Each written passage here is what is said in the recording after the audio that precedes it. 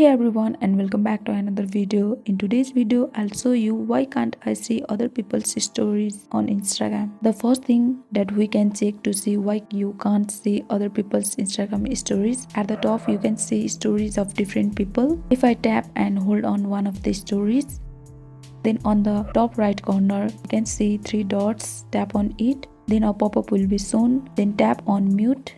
Here we can mute stories and post. Tap on mute story and the story has been muted. So let's go to our home page. Then you will see that they have been disappeared from the screen. However, what they post at all of them will end there. You can't see his or her stories. So to unmute his or her story, tap on their profile.